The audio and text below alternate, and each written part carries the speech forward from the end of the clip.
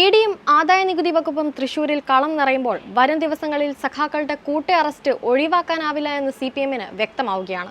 തൃശൂരിൽ നിന്നും പ്രമുഖ നേതാക്കളിലേക്ക് അന്വേഷണം നീളുമ്പോൾ കുടുങ്ങാൻ പോകുന്നത് സിപിഎമ്മിന്റെ വമ്പൻ ശ്രാവുകൾ തന്നെയാണ്. ബാങ്കിൽ നിന്നും സിപിഎം പിൻവലിച്ച വൻതുകയും ചർച്ചയാകുന്നതോടെ ആ വഴിക്കും ചോദ്യങ്ങൾ കനക്കുകയാണ്. അതേസമയം ബാങ്ക് റിപ്പോർട്ടുകൾ അടക്കമുള്ള പ്രധാന തെളിവുകൾ അടങ്ങിയ കരുവന്നൂരിലെ സിപിഎമ്മിന്റെ റിപ്പോർട്ട് ഇഡിക്ക് ചോർത്തി നൽകിയത് പാർട്ടിക്കകത്തു നിന്നും തന്നെയാണെന്ന സൂചനകളും പുറത്തുവരുന്നതോടെ പാർട്ടിക്കുള്ളിൽ അടി കനക്കുകയാണ്. കരുവന്നൂർ തട്ടിപ്പിനെ കുറിച്ച് പാർട്ടിയിൽ നടത്തിയ അന്വേഷണ റിപ്പോർട്ട് പാർട്ടിയുടെ ജില്ലാ സെക്രട്ടേറിയറ്റിൽ മാത്രമേ അവതരിപ്പിച്ചിട്ടുള്ളൂ. എന്നാൽ 31 പേജുകളുള്ള അതിന്റെ പൂർണ്ണരൂപം ഇഡിക്ക് എങ്ങനെ കിട്ടിയെന്നതാണ് പാർട്ടിയെ കുഴയ്ക്കുന്ന ചോദ്യം. ഈ രേഖയുടെ അടിസ്ഥാനത്തിലാണ് PK ബിജുവിനെയും MM വർഗീസിനെയും PK ഷാജനെയും ചോദ്യം ചെയ്യുന്നത്. ഇഡിക്ക് പുറമെ MM വർഗീസിനെ ചോദ്യം ചെയ്ത ആദായനികുതി വകുപ്പ് ഫോണും പിടിച്ചെടുത്തു. കണക്കുകൾ വിശദീകരിക്കാനാവാതെ വർഗീസ് മുന്നോട്ട് പോയാൽ വരും ദിവസങ്ങളിൽ പല വമ്പന്മാരും വീണേക്കും. കരുവന്നൂർ സഹകരണ ബാങ്ക് തട്ടിപ്പ് കേസിൽ CPM സംസ്ഥാന സെക്രട്ടേറിയറ്റ് അംഗം PK ബിജു എൻഫോഴ്സ്മെന്റ് ഡയറക്ടറേറ്റിന് മുന്നിൽ ചോദ്യം ചെയ്യലിന് കഴിഞ്ഞ ദിവസം ഹാജരായി. കേസിലെ മുഖ്യപ്രതി സതീഷ് കുമാറിൽ നിന്ന് PK ബിജുവിന് പണം കിട്ടിയിട്ടുണ്ടെന്ന മൊഴിയുടെ അടിസ്ഥാനത്തിലായിരുന്നു ചോദ്യം ചെയ്യൽ. കരുവന്നൂർ കേസിൽ CPMലെ വിവിധ നേതാക്കൾ ED നോട്ടീസ് അയച്ചതിന്റെ ഭാഗമായാണ് ഇപ്പോൾ PK ബിജു ചോദ്യം ചെയ്യലിന് ഹാജരായിരിക്കുന്നത്.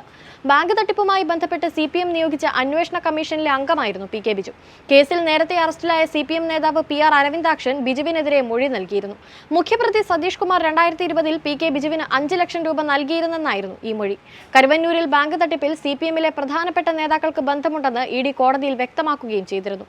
എന്തായാലും കരുവന്നൂർ ബാങ്ക് തട്ടിപ്പ് കേസിൽ CPM തൃശൂർ ജില്ലാ സെക്രട്ടറി MM വർഗീസിന്റെ ചോദ്യം ചെയ്യൽ അവസാനിച്ചു. കൊച്ചി എൻഫോഴ്സ്മെന്റ് ഡയറക്ടറേറ്റ് ഓഫീസിൽ ഇഡിക്ക് പുറമെ ആദായനികുതി വകുപ്പും MM വർഗീസിനെ ചോദ്യം ചെയ്തു. ഫോൺ ആദായനികുതി വകുപ്പ് പിടിച്ചെടുത്തു. തൃശൂർ MG റോഡിലെ ബാങ്ക് ഓഫ് ഇന്ത്യ ബ്രാഞ്ചിലെ CPM അക്കൗണ്ടിൽ നിന്ന് MM വർഗീസ് 1 കോടി രൂപ പിൻവലിച്ചെന്നാണ് കണ്ടെത്തൽ. ഇതടക്കം അക്കൗണ്ടിലെ 6 കോടി രൂപയുടെ ആദായനികുതി അടച്ചിട്ടില്ലെന്നാണ് വകുപ്പ് പറയുന്നത്. MM വർഗീസും തൃശൂർ നഗരസഭാ കൗൺസിലർ PK ഷാജനും രാവിലെ 10 മണിയോടെയാണ് കൊച്ചിയിലെ ED ഓഫീസിലെത്തിയത്. 7 മണിയോടെ ചോദ്യം ചെയ്യൽ പൂർത്തിയാക്കി ഷാജനെ വിട്ടയച്ചു. എന്നാൽ MM വർഗീസിന്റെ ചോദ്യം ചെയ്യൽ നീണ്ടുപോയി. ഇതിനിടെയാണ് ആദായനികുതി വകുപ്പിന്റെ ഉദ്യോഗസ്ഥരും ED ഓഫീസിലേക്ക് എത്തിയത്. CPMന്റെ രഹസ്യ അക്കൗണ്ടുമായി ബന്ധപ്പെട്ട കാര്യങ്ങളാണ് MM വർഗീസിൽ നിന്ന് തേടിയത്.